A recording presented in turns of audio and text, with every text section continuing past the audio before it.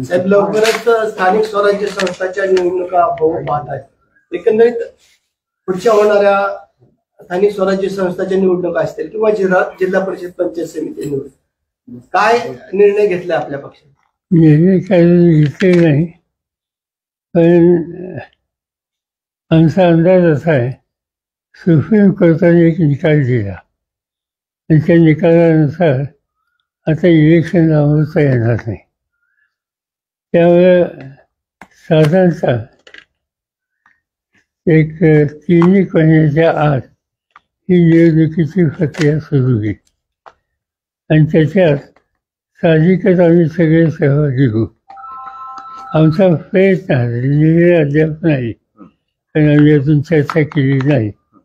पण काँग्रेस पक्ष आहे, आमचा राष्ट्रवादी पक्ष आहे आणि उद्धव ठाकरेंच्या नेतृत्वाखालचा शिवसेना आहे आणि शेतकरी कामगार पक्ष आणि शेतकरी पक्ष, आम्ही एकत्र बसू आणि एकत्र बसून एकत्र निवडणुकीला सामोरं जाता येईल का याचा विचार करू आणि त्याचा अंतिम निर्णय करून एकत्र निवडणूक करण्याची इच्छा आहे.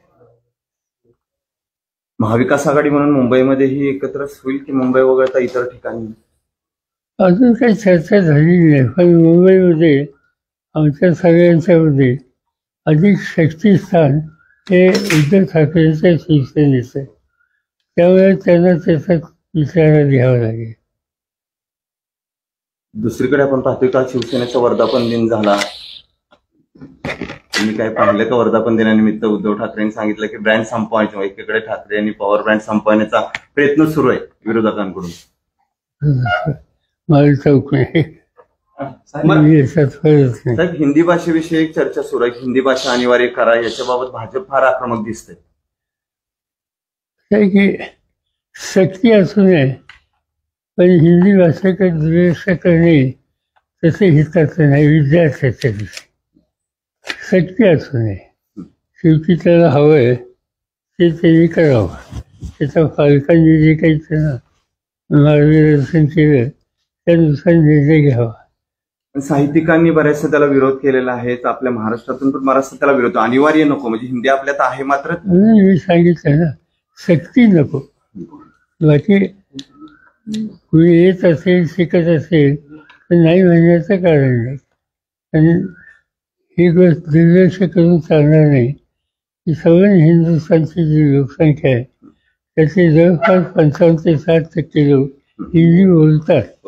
त्यामुळे सुसंवाद ठेवण्याच्यासाठी या भाषेकडे दुर्लक्ष करणं योग्य नाही, पण त्यामुळे सक्ती करणे हे योग्य नाही. सर, गेले 15-20 दिवसापासून पाऊस खूप राज्यभरात चालू आहे. अनेक ठिकाणी म्हणजे मुसळधार पाऊस, म्हणजे की पूर्वस्थिती परिस्थिती झाली, लवकर पाऊस आलाय, त्यामुळे अनेक ठिकाणी खरं तर शेतकऱ्यांचं पण नुकसान झालंय. कसं बघता म्हणजे याच्याकडे नाही, पण पाऊस चांगला पडतोय हे एका दृष्टीनं भाग्याचं लक्षण आहे. भूगर्भाच्या पाण्याची पातळी ही वाढेल आणि जवळपास वर्षभर पाण्याची चिंता होणार नाही अशी स्थिती आहे. काही ठिकाणी अतिवृष्टीने नुकसान झालं, पावसाळ्याचे होते असतं आणि अशा वेळी सरकारने त्यांना मदत करावी. पण पाऊस अधिक पडणं हे नुकसान झाले नाही. साहेब, आपण बघतोय की माळेगावची जी निवडणूक आहे ती प्रतिष्ठेची केली जाते. स्वतः उपमुख्यमंत्री तळ ठोकून बारामतीमध्ये बसलेले आहेत. उपमुख्यमंत्री ठीक आहे, त्यांना विचार. साहेब, एआय तंत्रज्ञानाच्या संदर्भात आज महत्वपूर्ण कार्यशाळा आयोजित केलेली आहे. काय त्याच्यामध्ये वैशिष्ट्य असणार आहे आणि शेतकऱ्यांना त्याचा कसा फायदा होऊ शकतो? आणि निश्चितच उत्पादन वाढीसाठी, शेती उत्पादनाचा खर्च कमी करण्यासाठी, खताचा खर्च कमी करण्यासाठी, पाणी कमी लागेल कसं यासाठी, या सगळ्या गोष्टीचा फायदा याच्या तंत्रज्ञानाच्या माध्यमातून होऊ शकतो. आणि म्हणून मी फायद्यापासून प्रयत्न करतो 3 वर्ष की मला मुलींना त्याचं ज्ञान घेण्याची संधी असली पाहिजे. आणि ती सुदैवाने झाली. आत्ताच एक मुलगी काय ग तू पुढे ये. ही मुलगी मालेगावची आहे. तू काय शिकली? Be in artificial intelligence and data science. ऐकलं, मी म्हणजे इंजिनियर आहे या विषयात आहे. आणि तुला 10वीला मार्क किती होते? 10वीला 97.20%. 97. 12वी? 12वीला 86%. आणि आता आता इंजिनिअरिंगला 9.34 CGPA आउट ऑफ 10. तुमचं मालेगावची मुलगी. म्हणजे बरं वाटतं की आपल्या भागातल्या. आणि वडील काय करतात? वडील रोजंदारी करतात. म्हणजे सामान्य कुटुंबाचे. तर आज या आणि ही शिकली इथंच आपल्या शारदानगर आणि VP मध्येच पूर्ण शिक्षण. विद्यापीठान आणि शारदानगर.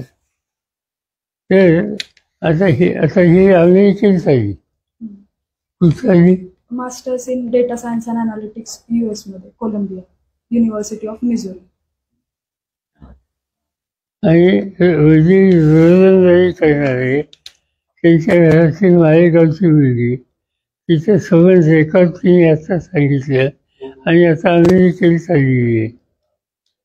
हे सगळं आपण इथं उभं केलं त्याचे परिणाम आहेत.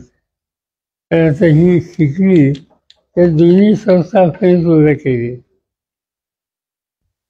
पीडीसी बँक त्या दिवशी 11:30 उघडी होती असा आरोप रंजन तावरे यांनी केलाय.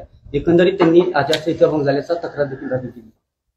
आहे की लोकसभेची निवडणूक जेव्हा झाली तेव्हा वेळेला अशीच बँक ही रात्री 12 का 2 वाजता उघडलेली होती. आणि त्यामुळे या बँकेमध्ये हा दुसऱ्यांदा घडतोय. बँक कशी उघडेल? बँकेचं नेतृत्व करणारे जे लोक आहेत त्यांच्या काही सूचना असल्याशिवाय तो कर्मचारी कशाला उघडेल? आणि रात्री 2 वाजता 12 वाजता एवढी लोकांची सेवा करण्याची स्थिती आपल्या बँकेमध्ये दुसऱ्यांदा दिसते. याचा अर्थ काय समजायचं? कारखान्याच्या मतदार याद्या देखील तिथं सापडल्या. त्याची खरेदी काय पडणार नाही. साहेब, एकंदरीत आंतरराष्ट्रीय पातळीवर भारताची पॉलिसी काय दिसते आपल्याला त्याच्यामध्ये अमेरिकेसंदर्भात जी चालू आहे? अमेरिकेचे आपले संबंध चांगले आहेत, त्याच्यामध्ये काही वाईट नाही. काही गोष्टी असतात त्याच्यामध्ये धरणं त्यांची काही आपल्याला पटत नाहीत. पण जे पटतात ते घेऊन पुढे जायचं. अमेरिका जगातली महाशक्ती आहे, हे दुर्लक्ष करून चालत नाही. साहेब, अहमदाबादला जो काही विमान दुर्घटना झाली त्याच्यानंतर त्याच्यानंतरही 2-3 अपघात होता वाचली आहे एअर इंडियाचे. त्याच्यानंतर वेगवेगळे तर्क लढवले जात आहेत त्याच्यावर की सायबर हल्ला झाला किंवा वेगवेगळे हे झालं. कशा प्रकारे बघता एवढ्या मोठी खरं तर एअर इंडियासारखी? चिंता करण्यासाठी स्थिती आहे, पण सायबर हल्ला झाला असेल असं मला वाटत नाही. अर्थात मला काही ऑथेंटिक माहिती नाही. पण एअर इंडिया आणि एकंदर जे आपली यंत्रणा आहे त्याची थोडीफार माहिती मला जी आहे ती माहिती लक्षात घेतली तर जी खबरदारी घ्यायला पाहिजे मेकॅनिकल साईडची ती एअर इंडिया नेहमी घेत असते. त्यांच्याकडे त्याची टीम आहे. पण दुर्दैवानं हा अपघात आहे, त्याची आता इन्क्वायरी होते, काय असेल ते त्यातनं बाहेर निघेल. साहेब, मुख्यमंत्री फडणवीस साहेब यांच्या अध्यक्षतेखाली कर्नाटक आणि महाराष्ट्र सीमाप्रश्नी समिती स्थापन झालेली आहे. यामध्ये तुमचा देखील समावेश करण्यात आला. चांगली गोष्ट नाही का? हा माझा समावेश केला का मला माहीत नाही. पण नेहमीच हा प्रश्न ज्यावेळी येतो त्यावेळी मी त्याच्यात असतो आणि माझी महाराष्ट्राची भूमिका मांडायला राज्य सरकारला पक्षाची भूमिका न घेता सहकार्य करण्याची माझी नीती आहे. सगळे